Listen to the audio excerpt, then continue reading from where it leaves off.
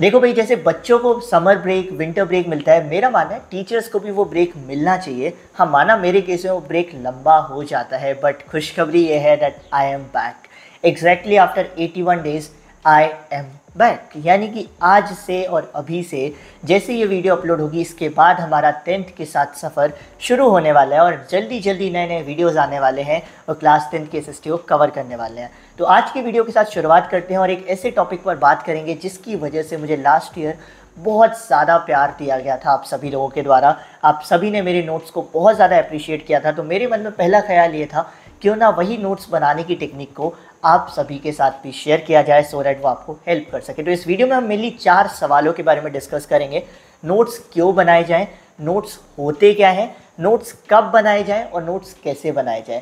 इस वीडियो में हम छोटी छोटी बारीक बातों के बारे में बात करेंगे, क्योंकि अगर हम छोटी छोटी बातों को सही तरीके से करते हैं तो बड़ी वाली बातें जो होती हैं वो अपने आप सही हो जाती है। यानी छोटे छोटे कदम सही उठाओगे तो बड़ा वाला जो कदम होगा, बड़ा वाला जो टारगेट होगा, वो अपने आप सही हो जाता है। तो वीडियो को शुरुआत करते हैं हमारे पहले टॉपिक के साथ कि नोट्स बनाए क्यों जाते हैं। तो नोट्स बेसिकली बनाए क्यों जाते हैं, बहुत ही सिंपल सी बात है। सबसे पहले समझो नोट्स होते क्या है। सपोज करो एक 10 पेज का चैप्टर है, तो तुम कोशिश करते हो 1, 2 या 3 पेज के अंदर उस पूरे चैप्टर का सार उन 1, 2, 3 पेज में लिख देते हो। सो दैट क्या हो जाता है, ये जो 1, 2, 3 पेज, जो भी जितने पेज के तुम्हारे नोट्स बनाए हैं, तुमने चैप्टर का सार बनाया है, ये तुमको एग्जाम के टाइम पर रिवीजन में हेल्प करेगा। तुमको फिर से पूरी किताब खोलकर नहीं देखनी पड़ेगी। यानी सबसे पहली बात, नोट्स होते क्या है। किसी भी बड़ी चीज़ का जब आप छोटा सा सार निकाल लेते हो जिसमें आपके पास सारी इंपॉर्टेंट बातें लिखी होती हैं, वो आपके नोट्स कहलाते हैं। और नोट्स हम बनाते क्यों हैं, दो रीज़न होते हैं नोट्स बनाने के। पहला और दूसरा रीज़न दोनों आपस में एक दूसरे से कनेक्टेड होता है। पहला,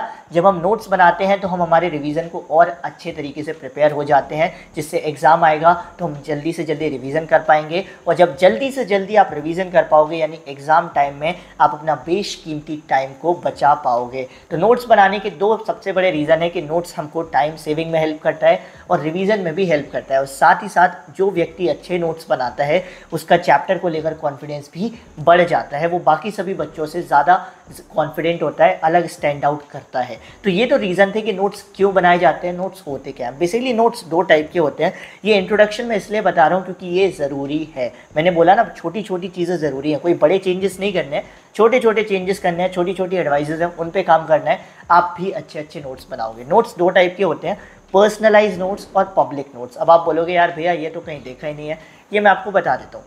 पब्लिक नोट्स बेसिकली जैसे मैं बनाता था, जिनका मोटिव होता है पब्लिक का वेलफेयर, जिससे पूरी पब्लिक को, जितने बच्चे हैं, सबको समझ में आ जाए और सब बच्चे उन नोट्स की हेल्प से अपने पढ़ाई में रिवीजन में हेल्प कर सके, वो होते हैं पब्लिक नोट्स। दूसरे जो नोट्स होते हैं वो होते हैं पर्सनलाइज नोट्स। और पर्सनलाइज नोट्स बनाए जाते हैं पर्सनल यूज़ के लिए। तो इस वीडियो में मैं बात करने वाला हूँ पर्सनलाइज नोट्स कैसे बनाए जाए। जब मैं अपने लिए पर्सनल बनाता हूं तो वो मेरे पर्सनलाइज नोट्स हैं, और जब मैं पूरी क्लास 10th के बच्चों के लिए बना रहा हूं, जहां पर मेरा मोटिव ये है कि सब बच्चों को तक वो नोट्स पहुंचे, सब बच्चे उनको पढ़ पाएँ, तो मैं कौन से नोट्स बना रहा हूँ, पब्लिक नोट्स बना रहा हूँ। तो एक चीज़ आप समझ गए, आपको कौन से नोट्स बनाने हैं, आपको पर्सनलाइज नोट्स बनाने हैं। और पर्सनलाइज नोट्स बनते कैसे हैं, कब बनते हैं, ये चीज़ जानना ज़रूरी है।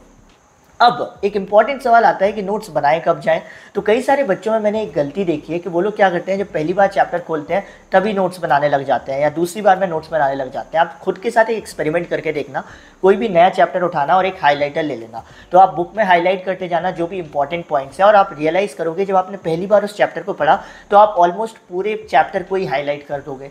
दूसरी बार जब आप उसी चैप्टर को उठाओगे और फिर उसमें हाईलाइटर यूज़ करोगे तो अब आप थोड़ा कम हाईलाइट करोगे। और तीसरी बार जब आप उसी सेम चैप्टर को उठाओगे तो आप रियलाइज़ करोगे कि 10 पेज का चैप्टर था, और जब आपने उसको तीसरी बार पढ़ा तो आपने मुश्किल से आधा, 1 या 1.5 पेज को ही हाईलाइट किया, क्योंकि आपको वही इंपॉर्टेंट लगा। यानी इसका मतलब क्या निकलता है, इसका मतलब ये निकलता है कि नोट्स जनरली कब बनाए जाएं। अगर आप चाहते हो अच्छे से अच्छे नोट्स बनाना, तो नोट्स जनरली 3rd रीडिंग पे बनाओ। जब पहली बार चैप्टर पढ़ने बैठे हो तब मत बनाओ, क्योंकि तब तुमको कोई आइडिया नहीं है क्या इंपॉर्टेंट है क्या इंपॉर्टेंट नहीं है। दूसरी बार में भी तुम थोड़े इनएक्सपीरियंस्ड हो, तुम्हें प्रॉपर तरीके से चैप्टर का आइडिया नहीं लगा है, लेकिन तीसरी बार में तुमको एक्सरसाइज के क्वेश्चंस का आइडिया लग जाता है, तुमको लग जाता है आइडिया कि बोर्ड में कैसे क्वेश्चंस आ सकते हैं, पीरियोडिक टेस्ट में कैसे आ सकते हैं, टीचर क्या पूछ सकता है। तो फिर तुम जब थर्ड बार उस चैप्टर को पढ़ते हो तो तुम जो नोट्स बनाते हो वो असली में बेस्ट नोट्स होते हैं।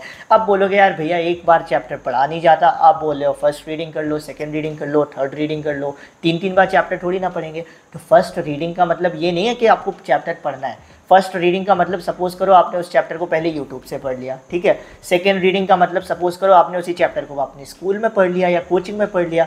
और थर्ड रीडिंग मतलब जब तुमने खुद से उस किताब को खोला और फिर तुमने पढ़ा। तो जब तुम फर्स्ट रीडिंग यूट्यूब से कर लोगे, सेकेंड रीडिंग तुम ऑलरेडी स्कूल में पढ़ लोगे, तो दोनों जगह से तुमको ये समझ आ जाएगा चैप्टर में क्या इंपॉर्टेंट है। तो जब तुम खुद से जो नोट्स बनाओगे ना यार थर्ड रीडिंग पे, यानी जब तुम खुद इस चैप्टर को पढ़ोगे तो वो जो नोट्स बनेंगे वो असल में वो नोट्स होंगे जिसमें तुमको सब पता होगा, जिसमें तुम्हें पता होगा क्या इंपॉर्टेंट है क्या इंपॉर्टेंट नहीं है।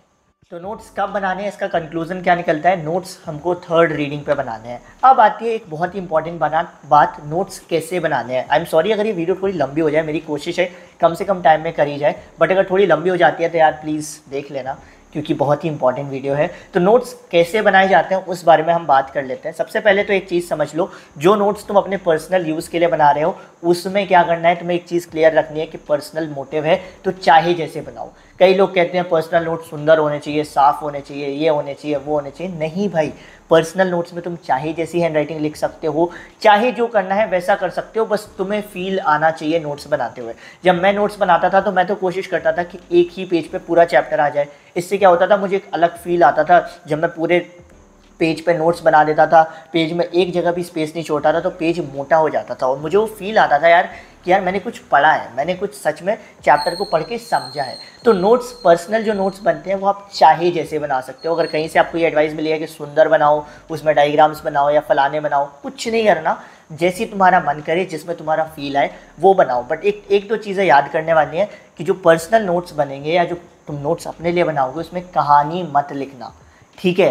कई लोग क्या करते हैं, अगर एक कहानी आई है, सपोज करो कुछ टॉपिक पढ़ रहे हैं, उसमें लिखा है कि एक इंसान की दूसरे इंसान के साथ शादी हुई है, तो वो क्या करेंगे, पूरी लाइन को लिखेंगे अपने नोट्स के अंदर भी। ये कहानी नहीं लिखनी होती है तुमको। इस कहानी के लिए तुम क्या कर सकते हो, 2 इंसान बनाओ, उनके ऊपर से दिल बना दो, समझ गए भाई कि इन दोनों की शादी हुई है, ठीक है। तो वैसे तो एक कोशिश करो कि तुम्हें अपने पर्सनल नोट्स में बिल्कुल भी कहानी का जिक्र नहीं करना है। कहानी तुम्हारे यहाँ पे दिमाग में डालने के लिए होती है और नोट्स तुम्हारे सिर्फ इंपॉर्टेंट फैक्चुअल डाटा या इंपॉर्टेंट चीज़ों को लिखने के लिए ही होते हैं। अगर कहानी बहुत इंपॉर्टेंट है तो लिख दो, जैसे केमिस्ट्री में हो जाता है, रीजंस बहुत इंपॉर्टेंट है तो लिख दो, लेकिन पूरा सार नहीं लिखना है। तुमको खाली कहानी दिमाग में डालो। जब आप पहली बार, दूसरी बार, थर्ड रीडिंग तक चैप्टर पढ़ लोगे तो कहानी यहाँ फिट हो जाएगी और इंपॉर्टेंट फैक्चुअल डाटा तुम्हारा नोट्स में बना रहेगा। और एक और चीज़ जो मैं बताना चाहूँगा, ठीक है, कई सारे बच्चों को मैंने देखा है वो 10 पेज का चैप्टर है, 12 पेज के नोट्स बना के बैठ जाते हैं, तो आपको भैया एग्जाम में हेल्प नहीं मिलेगी। तो जब नोट्स बनाने बैठे हो तो दिमाग में एक पर्पज़ लेकर बैठो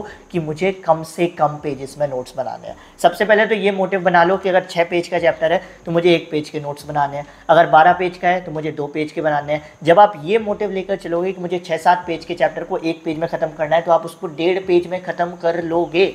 और जब आप उसको 1.5 पेज में ख़त्म करोगे तो तुम्हारे अंदर से जो फीलिंग आएगी ना तुमको यार कि मतलब मैं चैप्टर का पूरा सार समझ चुका हूँ, ठीक है। तो ये तो हमारी कुछ मेन छोटी छोटी बातें थी। तो नोट्स कैसे बनाए जाए, नंबर 1 चीज़, चाहे जैसे बनाओ, चाहे जो हैंडराइटिंग इस्तेमाल करो, पेपर का कोना कोना भरो। नोट्स बना रहे हो, जैसे एक पेज पे बना रहे हो A4 साइज़, तो कोने कोने पर हर जगह पर भर दो कुछ ना कुछ। इससे तुम्हारे अंदर एक फीलिंग आएगी चैप्टर को लेकर।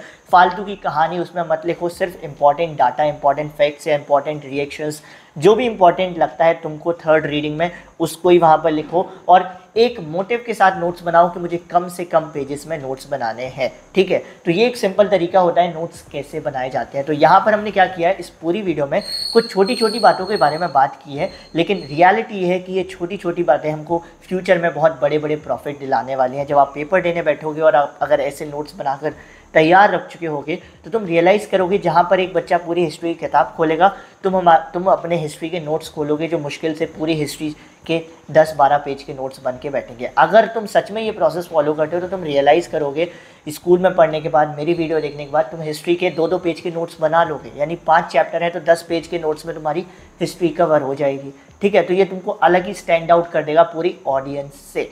तो ये तो हमारी छोटी छोटी बातें थी जिनके पर ध्यान देना बड़ा ज़रूरी है एज अ स्टूडेंट, और किसी भी क्लास में हो आपको इन सभी बातों पर ध्यान देना ज़रूरी है, क्योंकि कई सारे 11th के बच्चे भी इस वीडियो को देखेंगे। दे आर होपिंग कि मैं 11th के लिए वीडियोस बनाऊंगा, तो वो लोग भी इस वीडियो को देखेंगे तो उनके लिए भी ये वीडियो बड़ी हेल्पफुल साबित होगी। तो आई होप इस वीडियो ने आपकी प्रिपरेशन जर्नी में, स्टडी जर्नी में वैल्यू ऐड की होगी। और मिलते हैं हमारी नेक्स्ट वीडियो में। बहुत ही स्पेशल वीडियो होने वाली है नेक्स्ट, क्योंकि मैं स्ट्रैटेजी डिस्कस करने वाला हूँ कि किस तरीके से मैं आपको साल भर पढ़ाने वाला हूँ क्लास 10th में SST। तो मिलते हैं हमारी नेक्स्ट वीडियो में, तब तक के लिए stay blessed everyone, all the very best.